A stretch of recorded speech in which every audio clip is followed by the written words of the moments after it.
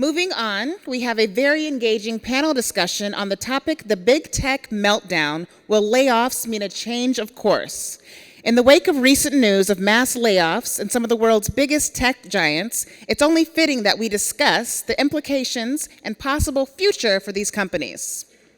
To take us into the details of that topic, we have William Trapani, President of Enterprise Engineering, Inc., Alla Weinberg, CEO of Culture Design of Spoke and Wheel, and Altaz Valani, founder of DevSecOps Mentor.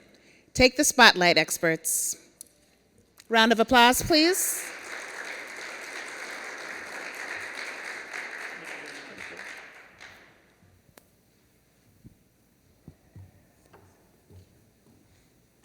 Before I start using the mic, can everybody hear me without the mic? All right, good, because I'm just going to put the mic down. I have a very big... Oh, we're recording? Okay. No problem. Thank you.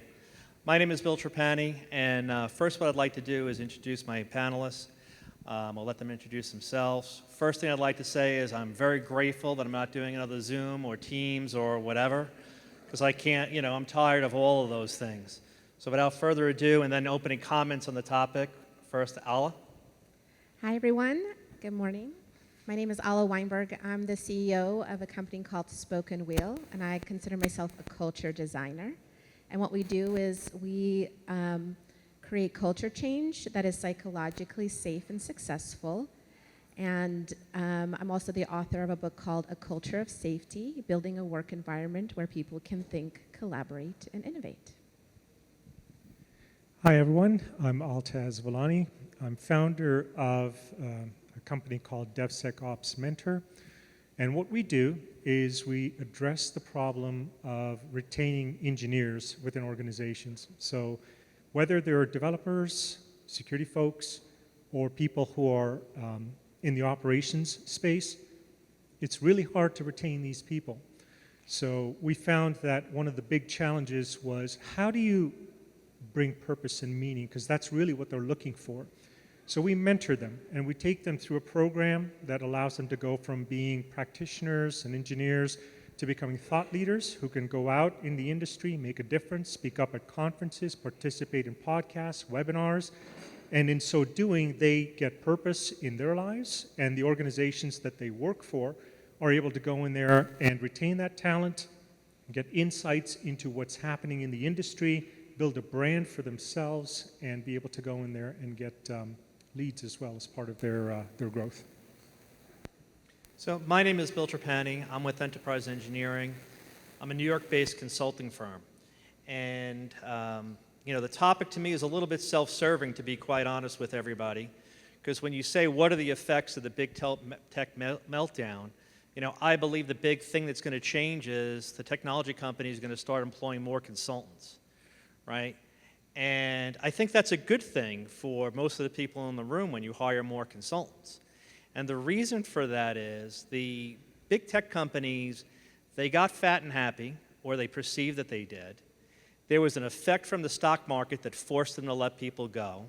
They let good people go, but they can't bring them back, but they still need to get the work done. Now, the good news is when you employ consultants, you can bring in those consultants. You can bring them in for a short period of time. If you are the consultant, you get to make a premium, and then you're off to the next gig. But I do think that that's one of the big effects of the tech meltdown is they haven't really experienced that in a long time like other areas have, like finance. But with that, I want to start asking questions, and we're going to try to do this a little bit differently than our predecessors. We're going to answer a couple of questions, and then if people want to ask us questions, answer those questions for you, so it can be a little bit more interactive. So first, Alla, what do you think is the big culture change that the actual employee who got left behind has to make, or the one transitioning in? Well, I think the biggest culture change that has to happen is actually getting culture out of HR. We have to get this out of HR. Culture is not just the responsibility of HR. It is everyone's responsibility, but certainly the executive and the leadership team specifically. And folks are not focusing or even considering or even thinking about culture. And what we do in my organization is visualize the culture, make the invisible visible. Because a lot of times I talk to folks and they're like, culture, it's this abstract thing, it's this thing in the atmosphere, it's how people are feeling, and can't get their hands around it. And so don't even consider it as part of their strategic decisions. So it has to come into the strategy. And we have to be really intentional and thoughtful about the decisions that you're making, what impact it's having on the culture. And just to sort of baseline it, for me, just to make it really simple, culture is behavior at scale, how we behave with each other at a larger scale. And so those behaviors change if you're bringing consultants. Those behaviors change if my best friend got laid off. Those behaviors change if my manager got laid off or if I got laid off. And so it just has such a big impact on how people do the work. We have to consider it. That's the number one thing that's really missing right now. Great, great. Altaz, what do you think? So you asked two questions. One, what about the person that got let go? And what about the person that is now within the organization? So I'll start with the person that got let go. And I'll speak really from a mentorship perspective. I've had conversations like this before. You really have to start by taking an inventory of what are your core strengths, what is it that you want to achieve, where do you want to go? So while you may go through all kinds of emotions because you've just been let go, really what you want to do is, and it's okay, go through the emotions, but you do want to eventually reach a point where you see this as an opportunity now. And so if you take a look at what a lot of people are doing today, they are starting up businesses, they're starting up consulting practices, they're meeting up within their network. I just recently did a podcast with someone who gave some good advice around this. Make sure that you don't stop learning. Don't let this derail you in your career. Things happen, keep moving forward, right? Now to the team, to the individual that is within the organization, there will be a sense of loss, and it's okay, it's normal. What you want to do is take a look and see what value can you continue to add in your organization. So you started out, you're in a specific position now.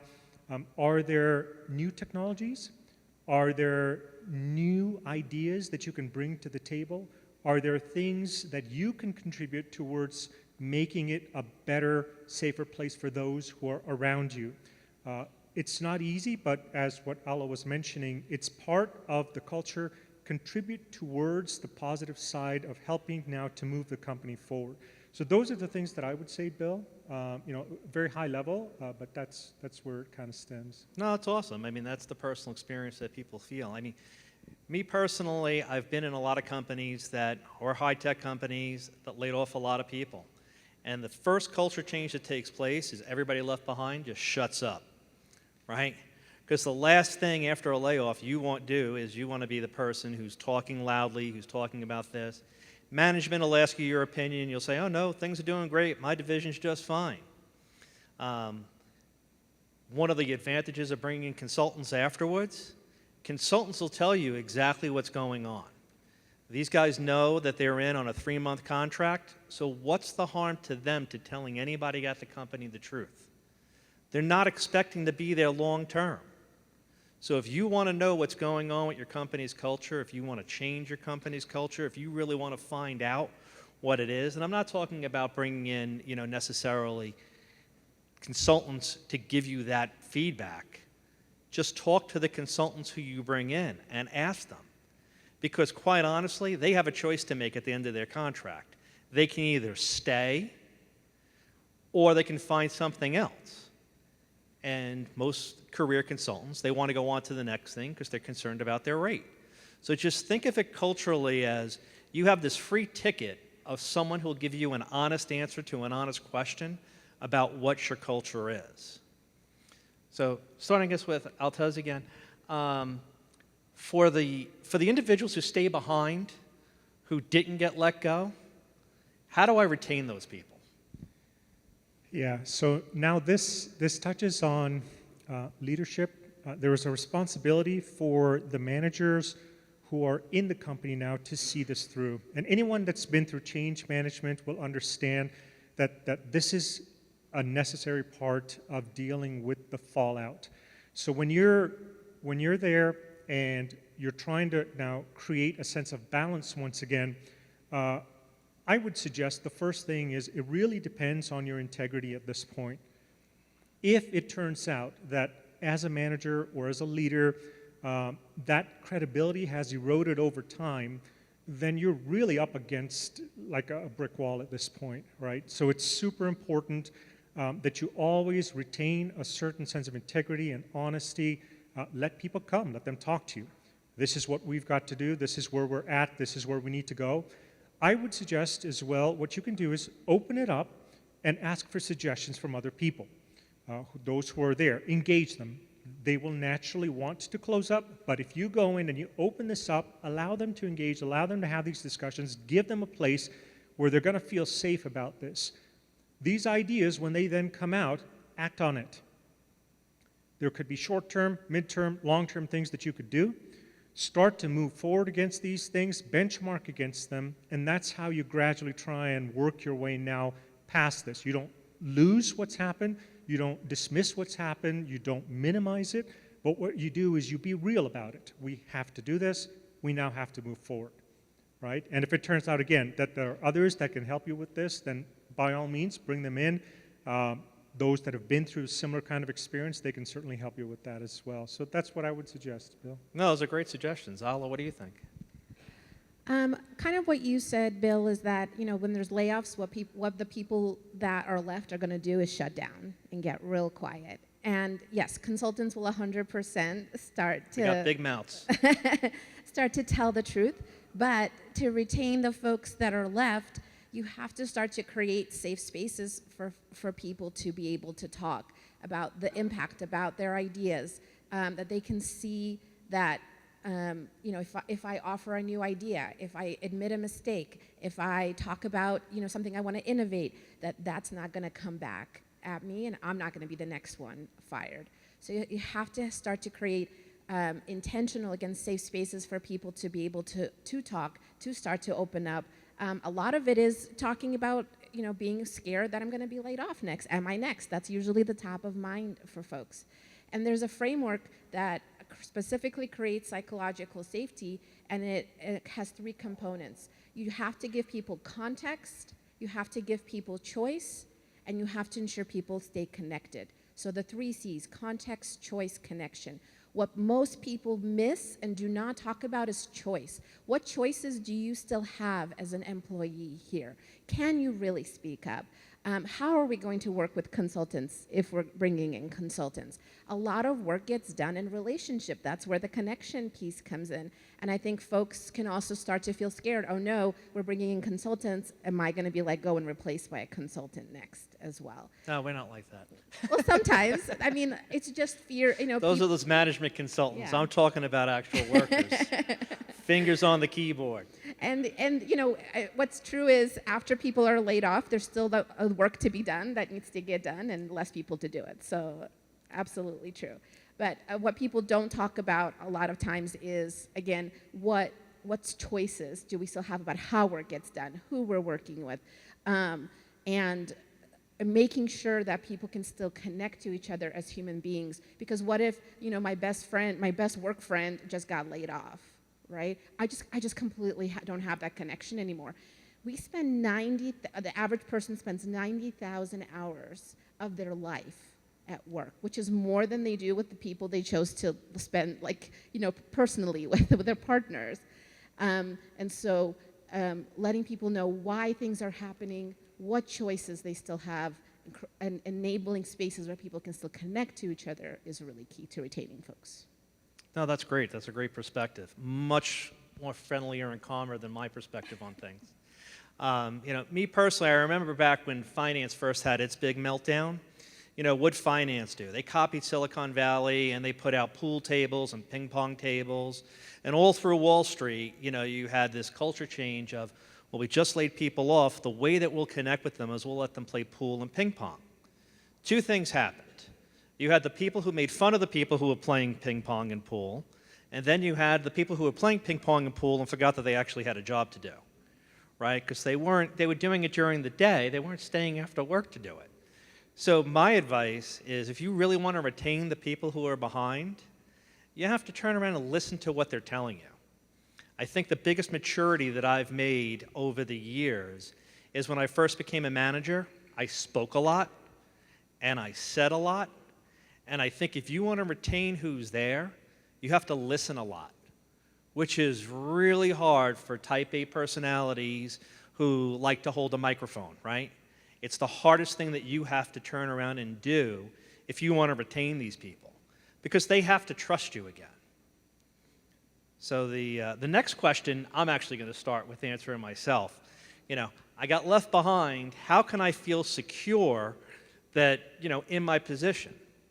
My answer is up front, don't. Don't feel secure in your position, because the thing that gives you the most power is the marketability that you have and the confidence that you carry. If you're insecure, you don't have marketability, you don't have security, you don't feel confident. And that's a clear signal to management, hey, this person is a little bit off. Maybe they're the weak link. So don't be the weak link. Be the person who they're afraid of who's going to leave next, is my advice to you if you want to feel secure. I'll be honest with you. Part of the reason why I came to this conference and wanted to deliver this particular speech was I didn't think my name was out there as much as it used to be. And I didn't want people to think that I had left the management ranks. So I went out there and tried to make a bold move and do something. So make your bold move. Alla? Yeah, I don't think there's any way to feel secure because the way that people are working has really changed. In the past, folks would stay at a company for 30, 40 years. That, now in tech, especially every 2 years, folks are moving on. There's no loyalty anymore between the company and the individual to the company. And so if you're wanting to feel more psychologically safe in the workplace or less afraid about being let go, then again, it's about building, especially on your team, just with your peers, building that safety and connection with them. People feel safe when we're connected with each other, when we trust each other. And it's so building those relationships, building especially those relationships up so that you are indispensable. Building a lot of trust in you that you're going to show up, that you're going to do the work, that you're competent, and that you care about others, not just yourself. And honestly, I would, if I was an individual at this point in the tech industry, I would start interviewing just to get sort of that practice in and to make sure that my interview muscles are good and to also to kind of reassure myself, hey, I can get work. This is not I'm not tied to this. This is not the only place I have. If I feel desperate, if I feel like this is it, this is my livelihood depends on this and there's nothing else, that's when a lot of insecurity, I think, is going to come up. Oh, absolutely. Those are great points. And again, much more sensitive than me. So from my perspective, we have to separate personality traits and the personality of the individual from their capabilities. So even from my own personal experience, there have been people on my teams in the past that have been very quiet, very shy, but it takes a conscious effort on the part of the manager to pull that person out, to see something in them that maybe they haven't seen in themselves yet. Maybe they haven't had that experience. Maybe they haven't had that opportunity even. Many cases, I've spoken to people and said, why don't you come? And this is a real concrete example. Let's do a webinar on something. Oh, no, I can't do that. I don't know what to say. It's like, it's okay. Just let's have a conversation just like we're having now. This is all you need to do. Once they cross that hurdle, then we come back and say, you see, it really wasn't that bad. And they're like, is this all it is? Right now you've opened their eyes and they want more of this. And that's where you create the pull to bring them in and help them now to grow in their careers. So it's something where I think the manager has a responsibility to help people on their teams grow and develop additional competencies. Now, not everyone is going to grow at the same rate. Not everyone wants to be interested in the same topics. It's okay. What are you going to do as a manager to help them? Right? And this is where it all sort of comes in, where they now go in and they get a sense of fulfillment. They have a greater sense of loyalty. And even at some point, if that tough decision needs to be made to let them go, it's done in a way, given the history, that it's respectful, it's thoughtful, and it's like, look, this is something that just needs to happen. And to Alla's point, the connection is retained, right? There are people in my network who I've worked with for it's been years, but we still stay in touch. How are you doing? Is everything okay? So that's how you kind of build this. And so it creates that sense of purpose for the people that are inside and still enables the people that have been let go to be done with dignity, really. No, those are, again, great points. Again, much more softer and gentler than Well, you're from than New me. York. I am from New York. So just, that's an interesting point. There are measurements. Like, no manager is going to just allow the team to grow in a random way. It's planned. It's, to your point, right? It's something that is, it's done on purpose. It's intentional. What can you do to take this person from here to here? So I will share with you what I do with my teams. 6 months from now, what are you doing that is going to demonstrate that you've grown from what you're doing now? And so I work with that person to help them grow and achieve what it is that they want to do. So you align their motivation, their thoughts, their feelings, all that comes into it, but who they are as a person with where the organization, where the company needs to go, and you bring those two together. That's what this is all about. I have a question for you, Altaz. Yeah. A lot of the layoffs have been for managers. A lot of managers, the middle layer is where folks have been laid off. So what then? Yeah. So I think from my perspective, the layoffs have been done not because of capabilities or competencies, but it was a business decision that was driving the bottom line. We see interest rates at the macro level have been going up. Companies have had to go in there and step in and say, we've got to let certain people go. There are people in mid-managers who are doing extremely well, but you have to let them go. It's the nature of the business cycle. And having these types of conversations up front and being honest and saying, look, we live in a world in the tech space, from where I come from, there's no guarantee that anybody is going to have a job for life. But what you can do is you can work towards at least making yourself more marketable. So when they've been let go, they understand. Hard feelings, it's, no problem, I get it. People are sad about it. But at the same time, people will still reach out. Hey, I've got someone in my network that's looking for a job. Do you have something that maybe they might be able to participate in? This is the kind of thing that happens where, I think you were alluding to the sense of community. You build yourself into this network of people, but you do it in a way that is focused on the integrity and all those attributes that people value so highly. Does that That was great. make sense? Yeah, no, it makes a lot of sense.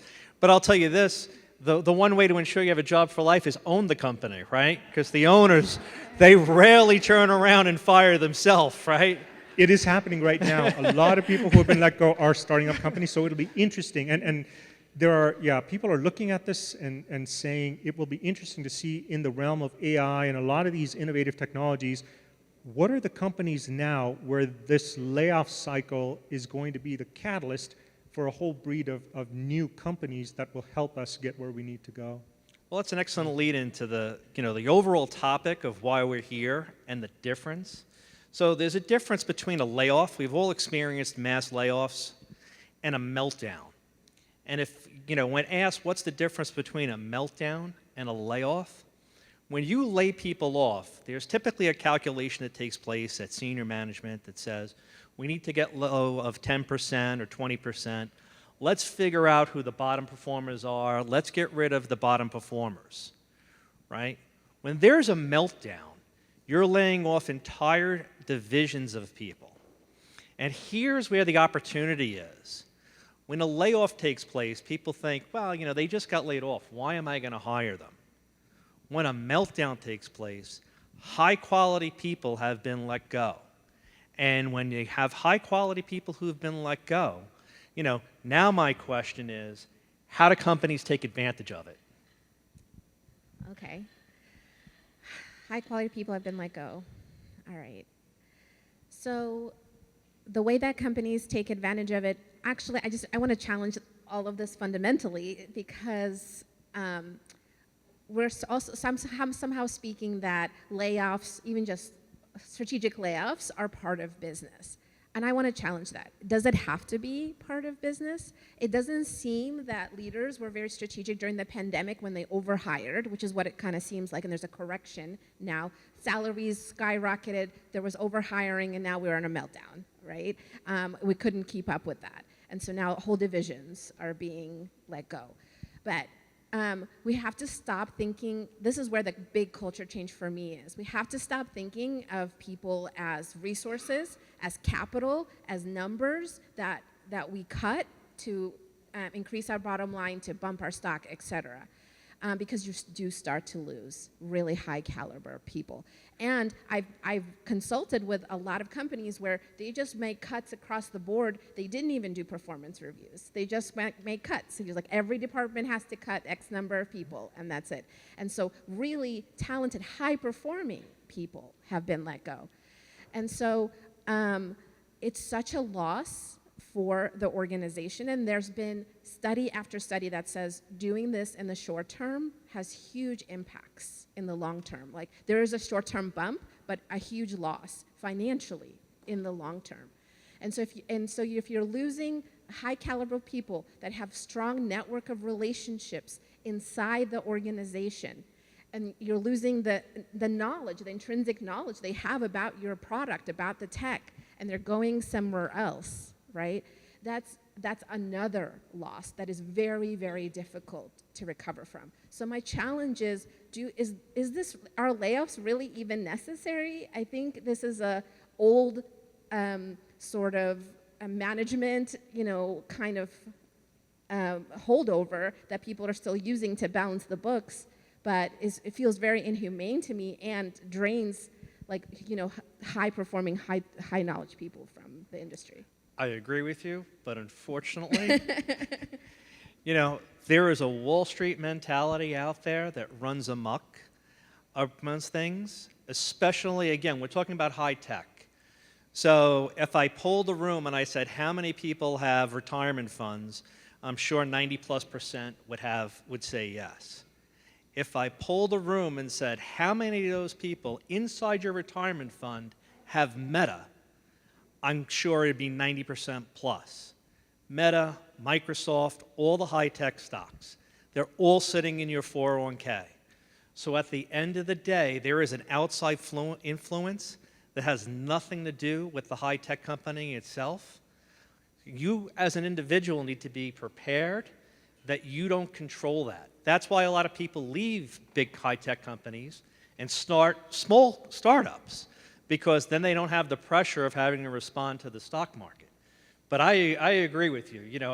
I wish it could be that way, and again, it needs to be said. It needs to be said. Altaz, what about you? I know you have a different perspective than either of us. Yeah, so it's an opportunity, right? Companies that have been looking to hire people like this, but simply were not able to reach them, there's now a pool of talent out there that is available. What I would suggest is consider the way that you've been hiring historically, and are you tapping into these networks where these people are now a part of? It will still be competitive to go in there and try and attract this talent, but there's more receptivity now, and you will find that there's more opportunity for you to bring these people on. Now, that's just one part of the equation, which is the early side of trying to attract this type of talent into your organization. You have to think also about what it is that you're trying to achieve within your company. Will bringing someone in like this help me accelerate what it is that I'm trying to do? What happens when things rebound again? Will I be able to retain this talent? If not, then consider this to be something that's short term. I get it. Yeah. So it's just where sometimes you look at people and it's like, can they help me get where I need to go, knowing that at some point I have to let them exercise their freedom to go on to another company if they choose to do so. But that's where it needs to come in. Will they fit into the team that you've got right now? That's important. Just because you bring somebody in that's got this type of talent, they may not, in fact, fit with what you're looking for. So these are all still fundamentals that you need to consider. One very attractive opportunity that I would suggest, again, coming from a mentorship background, is could you use these people to help mentor the team that you've got so that you can bring them up now to the next level. So it's something that you do need to invest in, but if it's something that these people are open to, then it might be an amazing opportunity for you to go in and make a difference for your people and for your company in the long term as well. Those would be my thoughts. No, I think they're great thoughts, and they really bring together, again, very self-serving. Then I'm going to talk about consulting. The point: are they the right fit? And what I like to do for my clients, and what I like to do for, the actual consultants that I place, I always suggest right to hire. And what does right to hire really mean? Because what's going on right now is, so I have this great architect who just got laid off from Meta. They want $300,000 a year. They are an absolute genius. It does not mean that they are a culture fit for my company. It does not mean that they can actually enact change. It doesn't mean they're going to fit in with anybody. It just means that they're a genius, right? So now the question is, do I want to turn around and invest in them up front and hire them, give them stock options, give them control? My suggestion always is, it's kind of like dating, right? So you don't walk up to somebody, have 2 interviews of a half-hour piece and get married. You go through a right-to-hire process. And the right-to-hire process is great. I set up my contracts so that, I tell people, look, I think this guy is outstanding. I think this woman is phenomenal. I think these people are game changers. Are they a cultural fit? I don't know. I'd like to believe they are. So why don't you bring them on with a 6-month contract? Why don't we negotiate up front what their consulting rate is and what their FTE status will be? Why don't we hold back and see, do they want to play in the sandbox? And then if they come in and they grow your business, you hire them. So if you're an individual out there looking for a job, my advice to all of them, always look for right to hire. Don't let a consulting company lock you into a contract that you can't go full-time with where you go. And the consulting company should be very secure in doing that. Because you know what happens when I place somebody in a company and the company hires them? They call me back and they give me more business. So it works out really, really well for me. Again, self-serving, but at least I'm honest about it, right? Are there any questions from the audience that we can answer?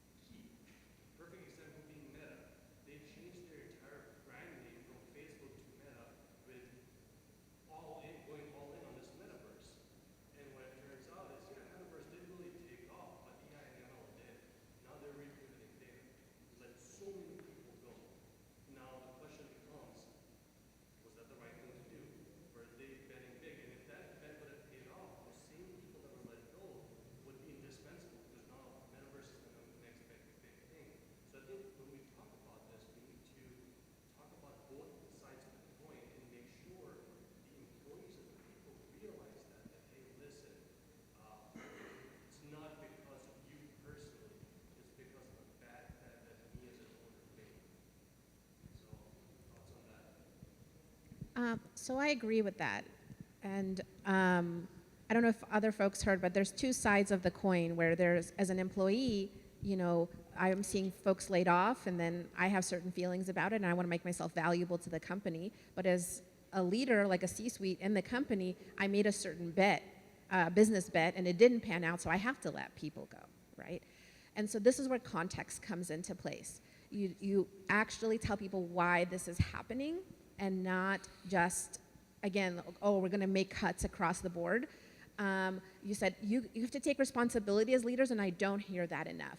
I don't hear leaders saying, we made a big bet on metaverse, it didn't pan out for us, that's why this is what's happening. It was my responsibility, I made a bad decision. Or I made a bad decision, I overhired during the pandemic, and that's my fault, and this is why this is happening. You didn't do, there wasn't any performance issue as to why you're being let go, right?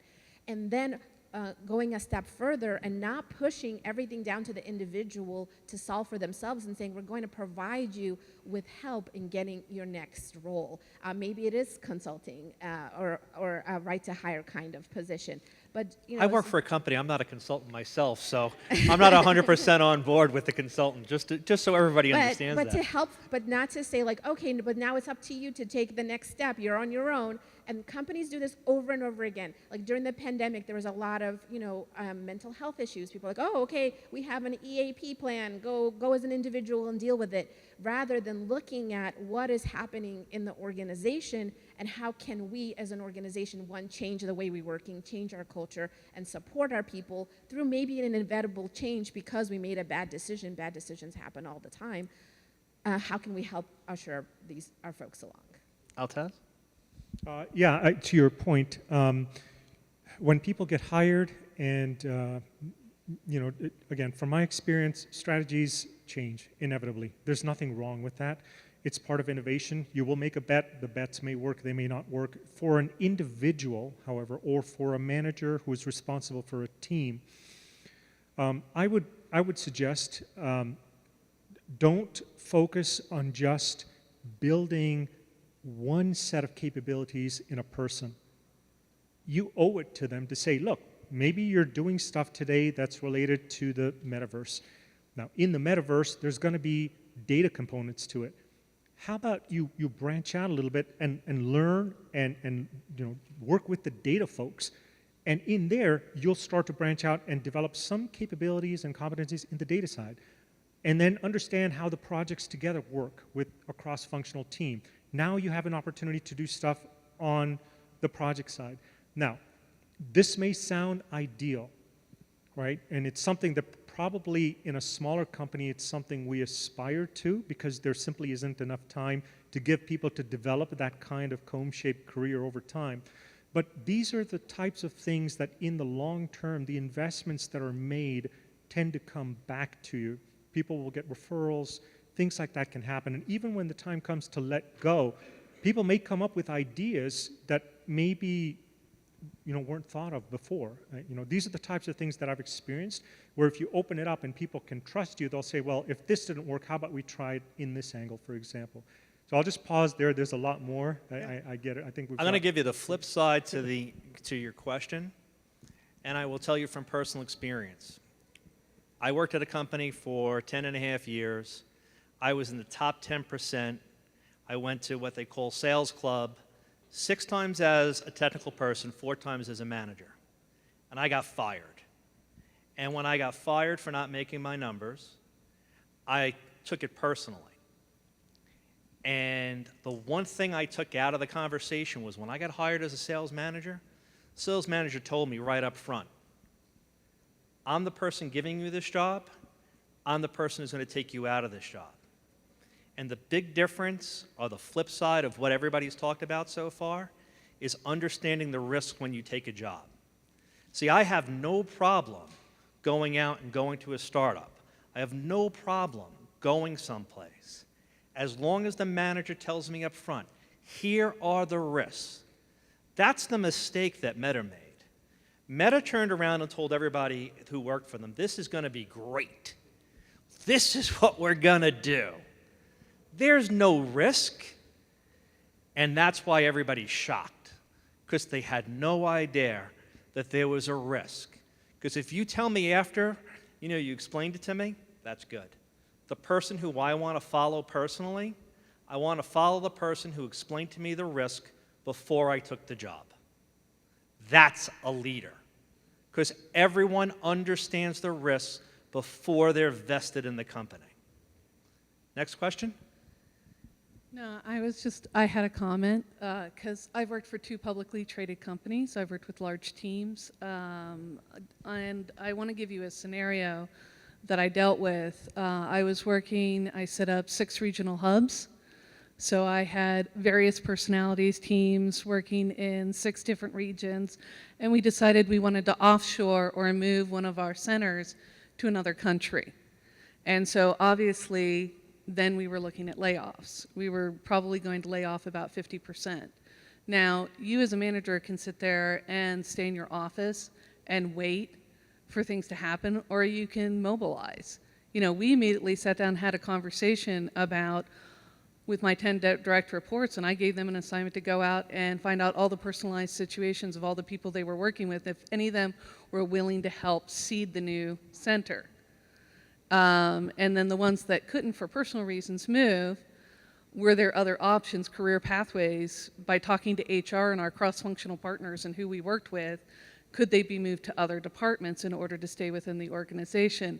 And then for the talents that we couldn't retain, that were going to leave us, then we talked to our private equity firm to say, hey, can we fund their next startup, their new idea that they're going to go out and reach out and do? So we were able to, over a period of 18 months, solve 80% of the situations when we were able to do that. And this is about, as a leader, you're responsible for that entire workforce and taking that responsibility seriously, and then finding creative ways. We even at one point, I had one guy who they wouldn't let me just move him laterally. So we opened up a job position, had him apply for the job, and he was clearly the best person for the job because he understood how to tackle the problem, and he won that job just because we had some barriers or things in HR, because sometimes you hit a lot of red tape when you're working for a publicly traded company.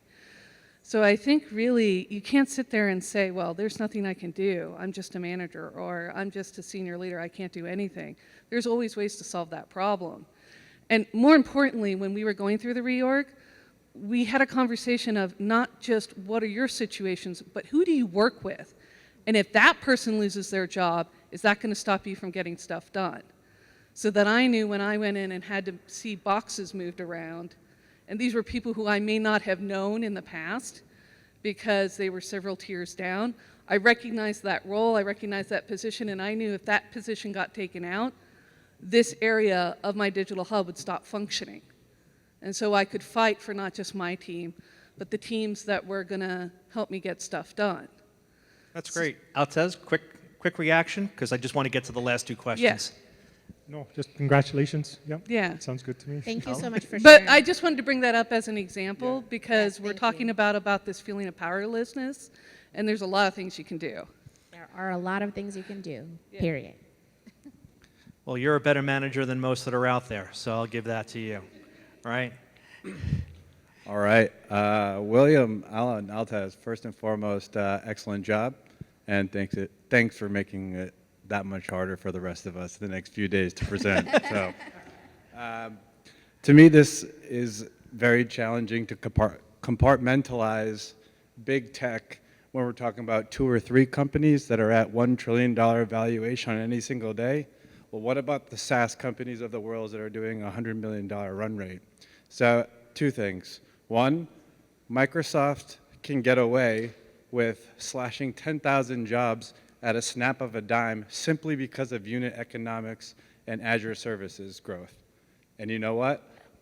Everyone's collective team's performance in the room will go down 20%, and there's not a damn thing any single one of us can do.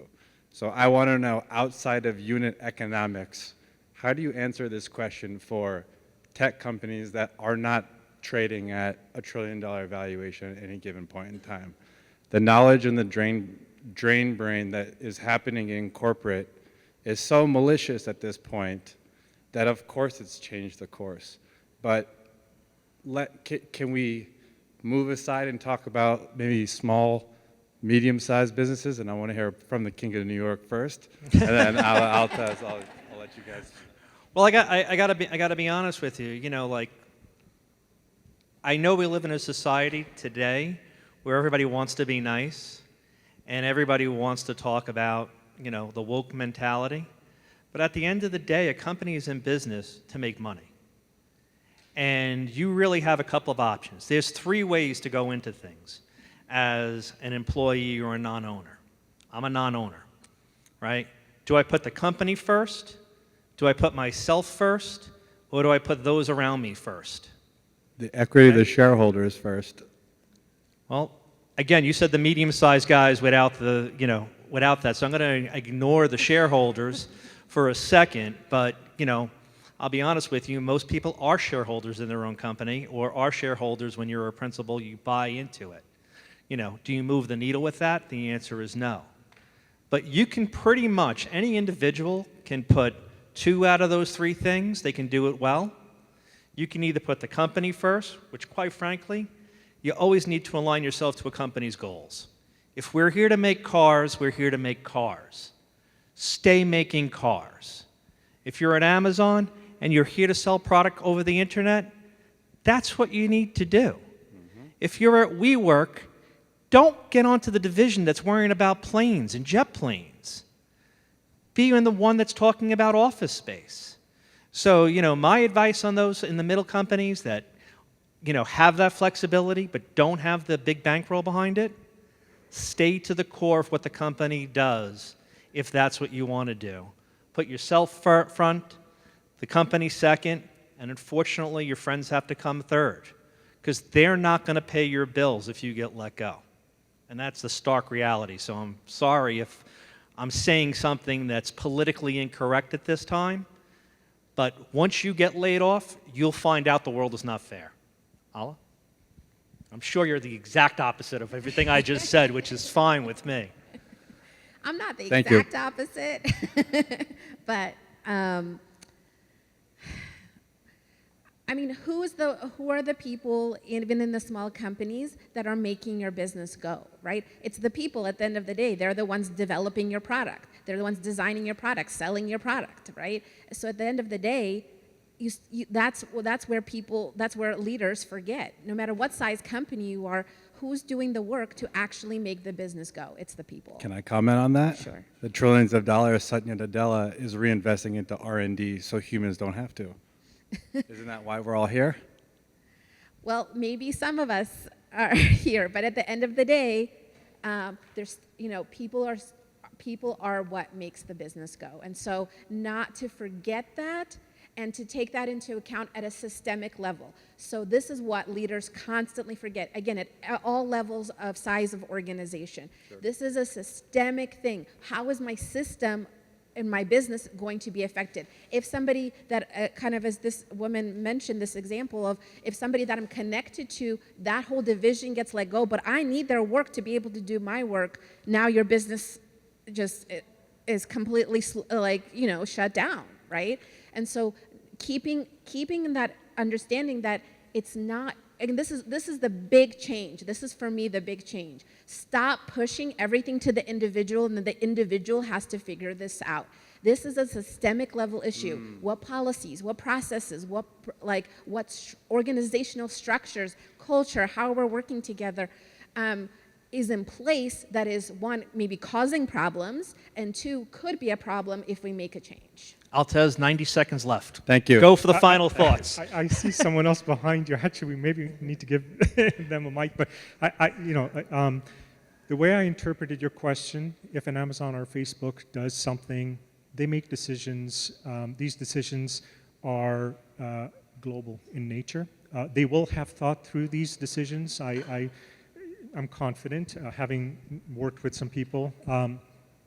So when they consider what the fallout is going to be, they will know, not just for the organization, but what's the economic impact of making a decision like this.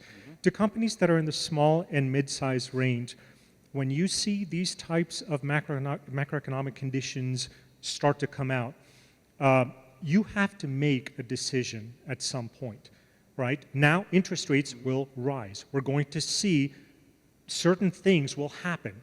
What am I going to do to respond to that? This is the nature of being a leader in the business. You have to make those decisions. Now, people in your company will look to you to make the right decisions. What I've found for me is if you include a diverse range of perspectives, it gives you much better information that you can use to act upon. For example, some people may say, we're willing to take a pay cut.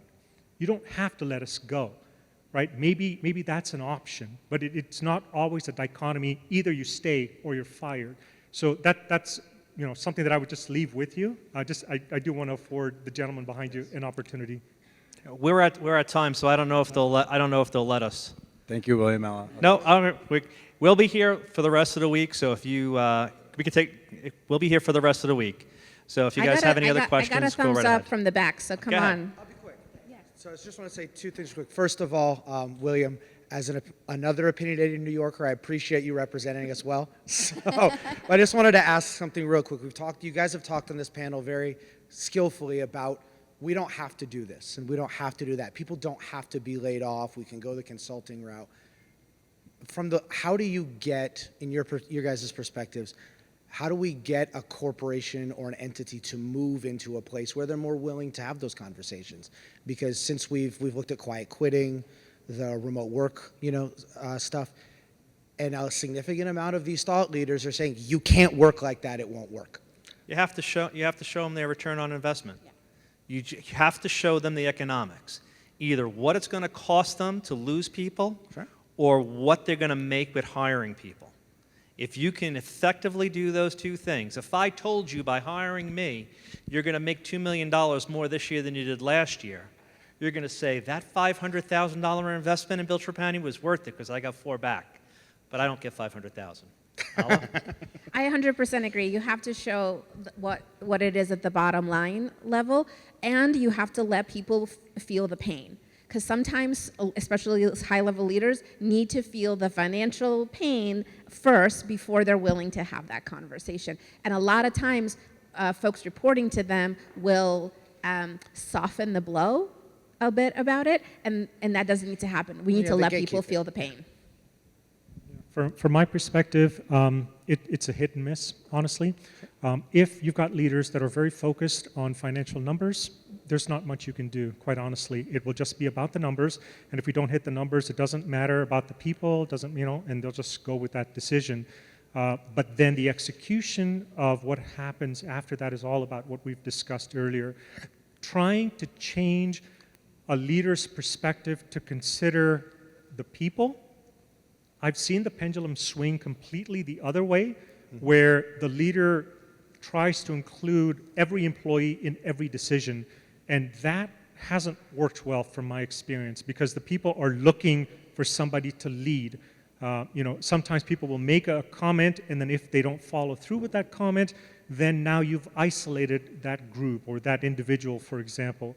Sure. So, focusing on the person, I've found experientially when I've spoken to people, the folks that tend to have greater empathy for their employees, their people, are usually individuals that have had some situations in their life historically that have helped them build up to what they are today and have enabled them to say, I've been there and I understand. So that's what I would leave with you in just the short time that we have to comment on this. Thank you. Thank you, guys. Appreciate it. Thank you. Thank you, everybody. You guys have been a great audience. Appreciate the attention.